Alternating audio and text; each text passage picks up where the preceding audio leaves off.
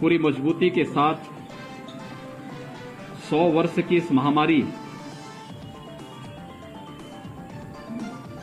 को मजबूती के साथ मुकाबला किया जा रहा है और उसके अपेक्षित परिणाम भी सामने आ रहे हैं। प्रदेश के अंदर भी हम लोगों ने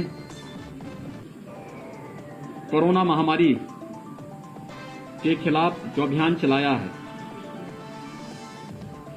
देश के अंदर सबसे बड़ी आबादी का राज्य होने के नाते उत्तर प्रदेश के सामने चुनौती भी सर्वाधिक थी, लेकिन आदरणीय प्रधानमंत्री जी का मार्गदर्शन, भारत सरकार का सहयोग,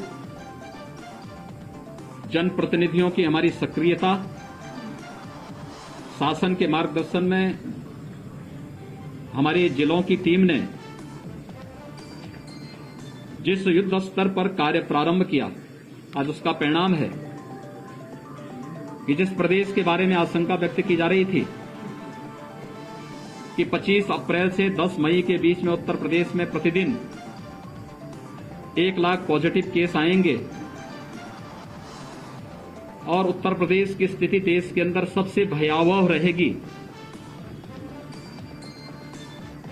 उस उत्तर प्रदेश ने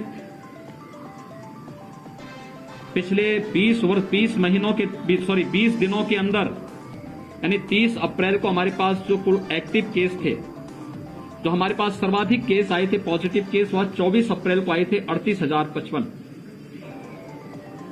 और ये आशंका थी कि प्रतिदिन 1 लाख केस आएंगे। 38,000 के बाद हम लोग उसको घटाते घटाते नीचे आने में सफल हुए। आज 7,700 के आसपास पॉजिटिव केस उत्तर प्रदेश के अंदर आए हैं। एक्टिव केस के बारे में जो आशंका व्यक्त की जा रही थी कि देश में और दुनिया में सर्वाधिक होंगे और 30 अप्रैल तक इसमें बढ़ोतरी जरूर हुई क्योंकि हमारी पॉजिटिविटी ज्यादा थी, रिकवरी कम थी और 30 अप्रैल तक आते आते ये संख्या 3,10,000 तक तो पहुंची थी।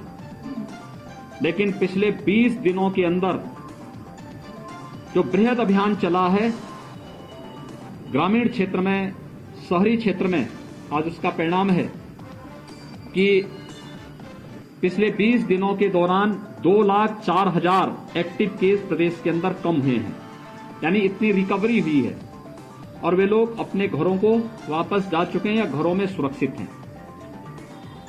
इसके लिए हमें टेस्ट करने पड़े। देश के अंदर सर्वाधिक टेस्ट करने वाला राज्य उत्तर प्रदेश है। 4,62,00,000 से अधिक टेस्ट उत्तर प्रदेश के अंदर अब तक संपन्न हो चुके हैं। 1,60,00,000 से अधिक लोगों को हम लोगों ने अब तक वैक्सीन दिया है। 18+ को भी हम लोगों ने लगभग 8 लाख से अधिक लोगों को हम अब तक वैक्सीन दे चुके हैं। प्रदेश के अंदर जो सबसे बड़ा अभियान चल रहा है वह निगरानी समितियों के माध्यम से स्क्रीनिंग का काम चल रहा है। वे गांव-गांव जा रही हैं, अभिनंदनीय कार्य कर रही हैं और गांव-गांव स्क्रीनिंग करने के साथ साथ मेडिसिन किट का वितरण, फिर आरआरटी की टीम वहां जाकर के उन लोगों का जो भी लक्षण युक्त संदिग्ध व्यक्ति पाए जाते हैं उनका एंटीजन टेस्ट करते हैं। एक बृहद अभियान चल रहा है और इस अभियान को हमारे जनप्रतिनिधियों ने भी लिया है कि अपने अपनी विधानसभा में मेरा गांव कोरोना मुक्त गांव एक अभियान के साथ चला, जिसका परिणाम है कि तराई की बेल्ट का ये जनपद जो प्रदेश के क्षेत्रफल की दृष्टि से सबसे बड़े जनपदों में गिना जाता है, लखीमपुर खीरी, इस जनपद में मात्र 1400 एक्टिव केस आज के दिन पर बचे हुए हैं। पॉजिटिविटी रेट यहां का अब मात्र 4% के आसपास है। इसके लिए टेस्ट बढ़ाने के लिए जिला प्रशासन को कहा गया है। ग्रामीण क्षेत्र में वैक्सीनेशन और अलग केंद्र बनाने की दिशा में भी कुछ नए प्रयास प्रारंभ हुए हैं। कॉमन सर्विस सेंटर में वैक्सीनेशन के रजिस्ट्रेशन की सुविधा हम लोग देने जा रहे हैं और हर एक ग्रामीण के क्षेत्र में, दूर दराज के क्षेत्रों में भी स्वास्थ्य की सुविधाओं में बढ़ोतरी करने के लिए जिला प्रशासन को निर्देशित किया गया है कि जनप्रतिनिधियों का मार्गदर्शन लेकर के हमें भविष्य की तैयारी भी अभी से प्रारंभ करनी होगी और उसकी तैयारी हर एक जनपद में प्रारंभ हो चुकी है। मैं यहां के जनप्रतिनिधियों का अभिनंदन करूंगा कि किसी भी जनपद में सर्वाधिक जनप्रतिनिधियों ने अब तक जो मैंने विजिट किया है प्रदेश के अंदर, उसमें सर्वाधिक कंट्रीब्यूशन ऑक्सीजन प्लांट के लिए यहां के जनप्रतिनिधियों ने किया है और वे सचमुच अभिनंदनीय है। यह अभिनंदनीय है कि उन्होंने अपनी अपनी विधानसभा या अपने अपने संसदीय क्षेत्र में यहां पर ऑक्सीजन प्लांट डिस्ट्रिक्ट हॉस्पिटल में या किसी सामुदायिक स्वास्थ्य केंद्र में लगाने के लिए अपने स्तर पर प्रयास प्रारंभ किए हैं। ये बेहतर पहल है। ये लड़ाई हमारी एक सामूहिक रूप से कोरोना के खिलाफ लड़ी जाने वाली लड़ाई है और हर एक व्यक्ति को इस युद्ध में मिलकर के लड़ना होगा। मेरी आप सबसे भी अपील है, कोरोना के खिलाफ ये लड़ाई पूरे देश की लड़ाई है और एक जागरूक नागरिक होने के नाते हमारा दायित्व बनता है एक एक व्यक्ति की जान को बचाना। हमें जीवन भी बचाना है, व्यक्ति की जीविका को भी बचाना है। जीविका को बचाने के लिए सरकार ने कोरोना कर्फ्यू लगाया है। उद्योग चले, सामान्य गतिविधियां हमारी यहां पर चलायमान रहें, किसी प्रकार की कोई समस्या यहां पर न हो, इसके बारे में हम लोगों ने एक व्यवस्था की है। उद्योगों में कोविड केयर सेंटर और कोविड हेल्प डेस्क बनाने की कार्रवाई, गरीबों को मुफ्त में राशन की व्यवस्था, प्रधानमंत्री गरीब कल्याण पैकेज से कल से प्रदेश के अंदर 15 करोड़ लोगों को मुफ्त में राशन की व्यवस्था प्रारंभ हो चुकी है। राज्य सरकार जून, जुलाई, अगस्त में प्रदेश के अंदर उन सभी 15 करोड़ लोगों को मुफ्त में राशन की व्यवस्था कर ही रही है। साथ साथ मैंने सभी जनप्रतिनिधियों से भी और जिला प्रशासन से भी कहा है कि कोई भी जरूरतमंद किन्हीं कारणों से अगर उसका राशन कार्ड नहीं है या राशन कार्ड निरस्त हो गया था, उसके पास कोई आजीविका का साधन नहीं, उसका राशन कार्ड बनवाइए, उसको खाद्यान्न उपलब्ध करवाइए।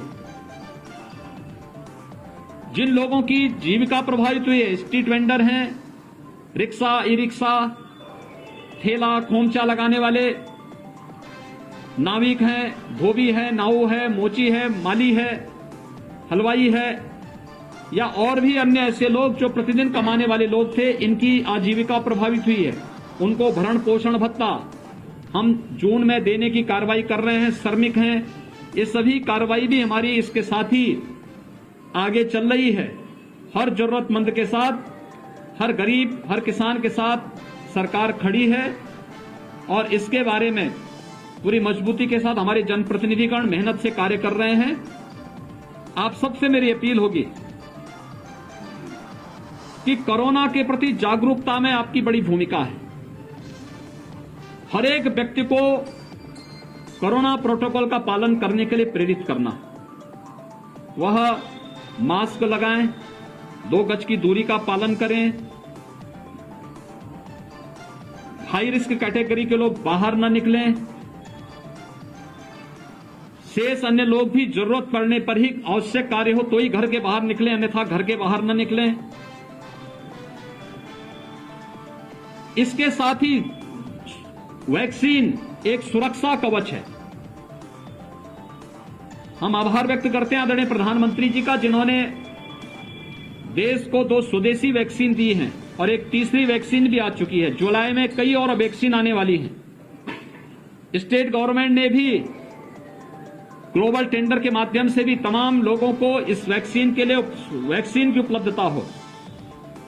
ग्रामीण क्षेत्र में हर व्यक्ति वैक्सीन लगाएं, उसे बाहर नहीं जाना पड़ेगा। हम गांव के कॉमन सर्विस सेंटर में वैक्सीन की सुविधा उपलब्ध कराने जा रहे हैं, रजिस्ट्रेशन की व्यवस्था वहां कराने जा रहे हैं। लोग वैक्सीन लगाने के लिए जरूर आएं। इसके बारे में लोगों को प्रेरित करने की भी आवश्यकता है। हमारे जनप्रतिनिधि और प्रशासन तो कर रहा है, मीडिया भी अगर उसमें सहयोग दे सकेगी तो सफलतापूर्वक कोरोना के खिलाफ इस देश की लड़ाई को हम आगे बढ़ा पाएंगे। बहुत बहुत धन्यवाद।